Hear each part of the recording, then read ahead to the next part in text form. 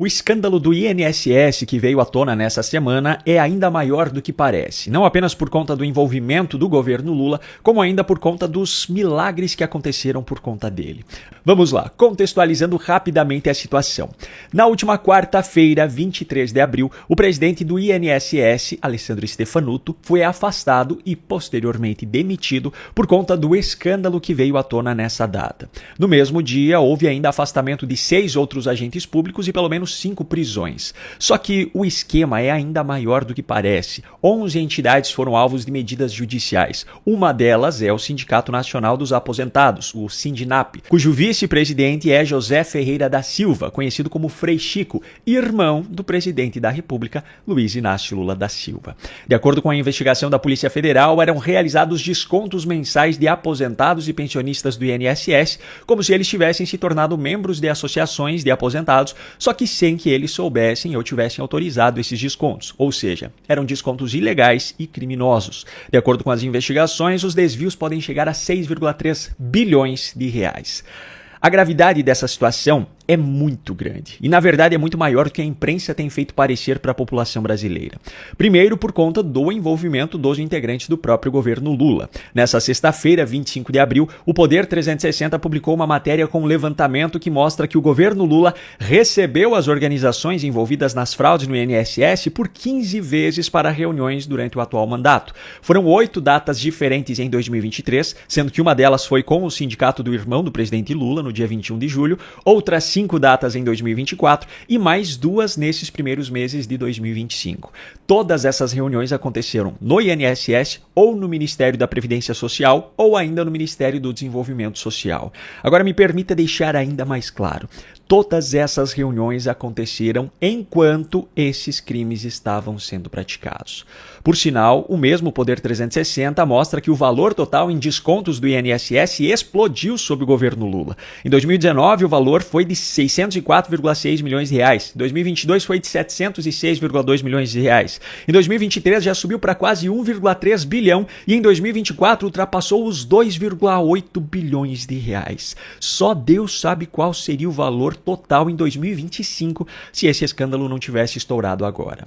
Só que a questão é ainda mais profunda. A Previdência Social no Brasil é uma bomba relógio por si só por conta do seu sistema de funcionamento. Mesmo que não houvesse corrupção ou desvio de dinheiro nesse país, ainda assim nosso sistema previdenciário colapsaria muito em breve, pelo simples fato de que esse é um modelo de tapa-buraco. O dinheiro que você contribui hoje como trabalhador não é investido para que você receba os frutos desse mesmo dinheiro no futuro. O dinheiro que você contribui hoje é para pagar o benefício de quem está aposentado hoje e que contribuiu a vida toda para pagar o benefício de quem estava aposentado durante esse período. Se a pirâmide etária da população se mantivesse sempre com uma população jovem muito maior do que a população de mais idade, beleza. O problema é que a realidade é justamente o contrário. A população está envelhecendo. Segundo uma projeção recente feita pelo IPEA, no Brasil, em 2051, o número de beneficiários do INSS já será superior ao número de contribuintes. Ou seja, esse é um colapso natural e inevitável. Só que, como se isso não bastasse, nós ainda precisamos levar em conta que o Brasil é um país cuja máquina pública é tradicionalmente inchada, onde há vários servidores para fazerem o trabalho que apenas um já seria o suficiente, onde há salários altíssimos e penduricalhos que tornam todo esse sistema insustentável. E como se isso já não bastasse, ainda precisamos levar em conta que o Brasil é um país tomado pela corrupção. A desonestidade está enraizada no nosso meio político. Ou seja, o colapso está muito mais próximo do que se poderia imaginar. Agora, diante dessa situação, o que as autoridades deste país resolveram fazer? Resolver o problema? Não, a estratégia adotada foi a velha cortina de fumaça. Em vez de resolver, vamos apenas esconder. Só que dessa vez a gravidade da situação era tão grande que os velhos nomes do sistema precisaram operar milagres para que as manchetes desse escândalo ficassem em segundo plano nos principais veículos de imprensa do país. Como eu falei anteriormente, dessa vez a gravidade da situação era tão grande que os velhos nomes do sistema precisaram operar milagres para que as manchetes desse escândalo ficassem ficassem em segundo plano nos principais veículos de imprensa do país. Milagrosamente, o mesmo judiciário que passou 6 anos sem conseguir encontrar o psolista Guilherme Boulos em uma ação por dano ao patrimônio, foi até a UTI de um hospital para entregar uma intimação ao ex-presidente Jair Bolsonaro, gerando, obviamente, grande repercussão. Milagrosamente, o mesmo Alexandre de Moraes que, por birra, concedeu prisão domiciliar a um narcotraficante internacional após a justiça espanhola não ter aceitado extraditar o jornalista Oswaldo Eustáquio, decidiu revogar o benefício a esse narcotraficante porque descobriu que não tem como conceder prisão domiciliar a um criminoso que não tem endereço fixo no país. Milagrosamente, um ex-presidente da República, denunciado pela PGR em 2015, ou seja, há 10 anos, e condenado pelo STF em 2023, ou seja, há 2 anos, tem sua prisão decretada justamente na semana em que o escândalo do INSS vem à tona. Aliás, os milagres por trás do caso de Fernando Collor não param por aí, porque o mesmo STF que desmontou a Operação Lava Jato, anulando praticamente tudo o que foi feito e beneficiando os envolvidos em esquemas durante os governos petistas, agora, de forma seletiva, considera válida uma parte da operação, só aquela suficiente para a condenação e prisão de Collor. Os milagres por trás do caso de Collor, por sinal, já chegaram até ao quarto poder da República, a imprensa.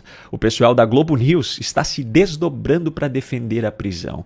A pseudojornalista Miriam Leitão, por exemplo, precisou usar da sua criatividade para defender seletivamente a operação, sempre tão criticada por ela. O contexto tem sido, né, Leilani, de desmonte da Operação Lava Jato. Então causa perplexidade o fato de que como é que ele vai preso pela Operação Lava Jato quando eles estão desmontando no STF a operação.